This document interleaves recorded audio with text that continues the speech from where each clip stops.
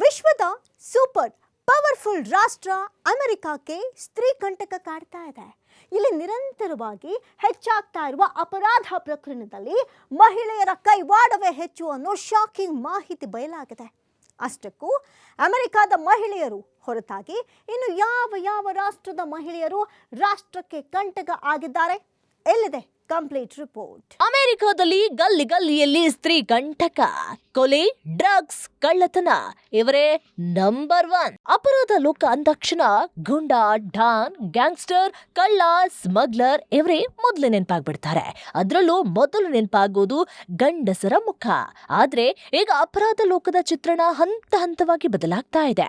ಈಗ ಪುರುಷರಷ್ಟೇ ಅಲ್ಲ, ಮಹಿಳೆಯರು ಕೂಡ ತಮ್ಮ ಕೈಯನ್ನ ರಕ್ತಸಿಕ್ತ ಮಾಡಿಕೊಳ್ತಾ ಇದ್ದಾರೆ. ಅಪರಾಧದ ಕತ್ತಲ ಜಗತ್ತಿನಲ್ಲಿ ವರ್ಷದಿಂದ ವರ್ಷಕ್ಕೆ ಮಹಿಳೆಯರ ಸಂಖ್ಯೆ ಹೆಚ್ಚಾಗ್ತಾನೆ ಇದೆ. ಈಗಾಗಲೇ ಕೊಲೆ, ಸುಲಿಗೆ, ಡ್ರಗ್ಸ್, ಕಳ್ಳತನ ಪ್ರಕರಣದಲ್ಲಿ ಮಹಿಳೆಯರನ್ನ ಬಂಧನ ಮಾಡಲಾಗಿದ್ದು, ಆ ಅಂಕಿ ಸಂಖ್ಯೆ ಬೆಚ್ಚಿ ಬೀಳಿಸೋ ರೀತಿಯಲ್ಲಿದೆ. ಇದೇ ಅಂಕಿ ಸಂಖ್ಯೆ ವರದಿ ಈಗ ಬಯಲಾಗಿದೆ.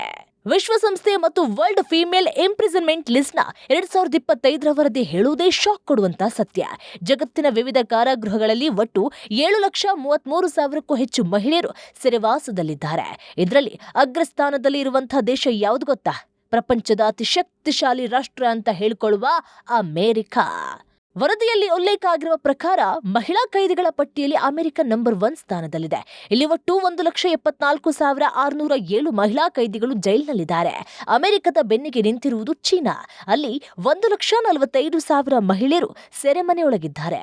ಹಾಗೆ 3ನೇ ಸ್ಥಾನದಲ್ಲಿ ಥೈಲ್ಯಾಂಡ್ ರಾಷ್ಟ್ರ ಇದೆ. ಇನ್ನು 4ನೇ ಸ್ಥಾನದಲ್ಲಿ ಬ್ರೆಜಿಲ್ ಮಹಿಳೆಯರಿಗೆ ಮೀಸಲಾಗಿ ಇಡಲಾಗಿದೆ. ಅಲ್ಲದೆ ರಷ್ಯಾಗೂ ಈ ಪಟ್ಟಿಯಲ್ಲಿ ಸ್ಥಾನ ಇದೆ. ಹಾಗಂತ ಭಾರತ ಈ ಪಟ್ಟಿಯಲ್ಲಿ ಇಲ್ಲ ಅಂತ ಅಂದುಕೊಳ್ಬೇಡಿ. ಭಾರತ 6ನೇ ಸ್ಥಾನದಲ್ಲಿದ್ದು, ಇಲ್ಲಿನ ಜೈಲುಗಳಲ್ಲಿ 73,000ಕ್ಕೂ ಹೆಚ್ಚು ಮಹಿಳೆಯರು ಶಿಕ್ಷೆಯನ್ನು ಅನುಭವಿಸ್ತಾ ಇದ್ದಾರೆ. ಈ ಸಂಖ್ಯೆ ಕೇಳುವುದಕ್ಕೆ ಚಿಕ್ಕದಾಗಿ ಕಾಣಬಹುದು, ಆದ್ರೆ ಇದರ ಹಿಂದೆ ಮಚ್ಚಿನಂತೆ ಅಂಟಿಕೊಂಡಿರುವ ಕಥೆಗಳು ಬಹಳ ಭಾರವಾಗಿದೆ. ಯಾಕಂದ್ರೆ ಜೈಲಿನಲ್ಲಿರುವ ಪ್ರತಿಯೊಬ್ಬ ಮಹಿಳೆಯೂ ರಕ್ತಪಾತದ ಅಪರಾಧಿ ಅಲ್ಲ, ಪ್ರತಿಯೊಬ್ಬಳು ಕ್ರೂರಿನೂ ಕೂಡ ಅಲ್ಲ.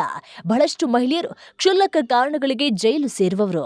ಕೆಲವರು ಸಣ್ಣ ಮಟ್ಟದ ಕಳ್ಳತನ, ವಂಚನೆ, ಸಾಗಣೆ, ಕಾನೂನು ಉಲ್ಲಂಘನೆಗಳ ಆರೋಪದಲ್ಲಿ ಒಳಗಿದ್ದಾರೆ.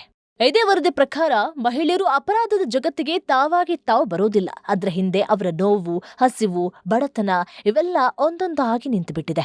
ಗಂಡನು ಬಿಟ್ಟು ಹೋಗಿದ್ದಾನೆ, ಮನೆಯಲ್ಲಿ ಮಕ್ಕಳಿದ್ದಾರೆ, ಊಟಕ್ಕೆ ಹಣ ಇಲ್ಲ, ಸಾಲದಾತ ಬಾಗಿಲಿಗೆ ಬಂದಿದ್ದಾನೆ, ಕೆಲಸ ಇಲ್ಲ.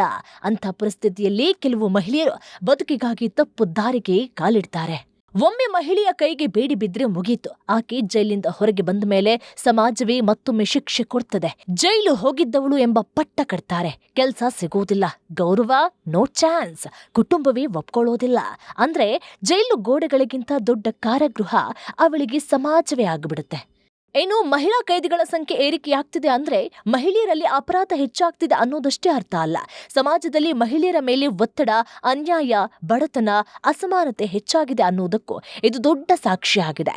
ಜೈಲುಗಳಲ್ಲಿ ಮಹಿಳೆಯರ ಸಂಖ್ಯೆ ಇರುವುದು ಕೇವಲ ಕಾನೂನು ಸಮಸ್ಯೆ ಅಲ್ಲ, ಅದು ಒಂದು ಸಮಾಜದ ದೊಡ್ಡ ಸಮಸ್ಯೆ.